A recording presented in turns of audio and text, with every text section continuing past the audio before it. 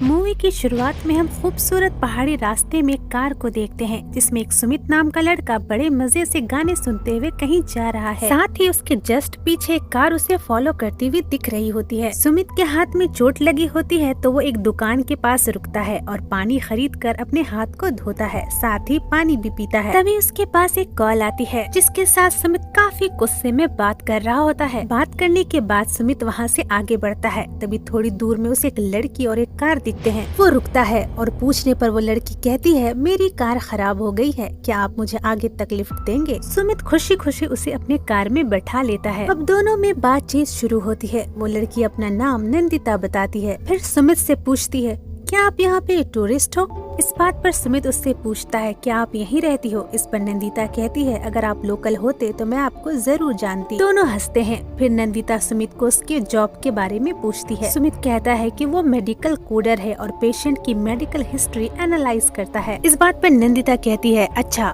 नौकरी तो सभी को करनी पड़ती है, वरना इतनी फैंसी कार कहाँ से अफोर्ड कर पाते। इस बात पर सुमित कहता है, अरे नहीं, ये तो मेरे पापा की कार है और उन्होंने ही इसे मॉडिफाई कराया है। तब नंदिता सुमित को बताती है कि हाँ, ये कार यहीं पर 1987 में हिंदुस्तान मोटर्स कंपनी के द्वारा लॉन्च की गई थी और ये कार मुझे बहुत पसंद है। नंदिता की कार के बारे में इतनी जानकारी सुनकर सुमित इम्प्रेस्ड हो जाता है और साथ में हैरान भी होता है। इस बात पर नंदिता कहती है कि लड़कियाँ गाड़ियों में इंटरेस्टेड नहीं हो सकती क्या? आगे सुमित नंदिता के हाथ में एक बुक के बारे में पूछता है। इस पर नंदिता बुक का नाम घोस्ट ऑफ साइलेंट हिल्स बताती है। सुमित हॉरर बुक देखकर पूछता है कि क्या तुम इन सब पर बिलीव करती हो? तब नंदिता कहती, हाँ, क्योंकि इनकी भी एक कहानी होती है, जैसे हम सबकी एक कहानी होती है। तब सुमित कहता है, तो फिर तुम भी अपनी कहानी बताओ। नंदिता हंसती है, फिर बताती है कि उसके पापा यहाँ टी फैक्ट्री में काम करते थे और वो सब फैक्ट्री क्वार्टर्स में रहा करते थे। एक दिन उसके पापा के दोस्त अपना क्वार्टर काफी सस्ते में बेच रहे थे क्योंकि लोगों का मानना था कि वो घर हॉन्टेड है और वहाँ पर एक प्यासी आत्मा रहती थी जो रात में लोगों के शरीर में घुस जाती थी पानी पीने के लिए। इस बात पर सुमित हंसने लगता है।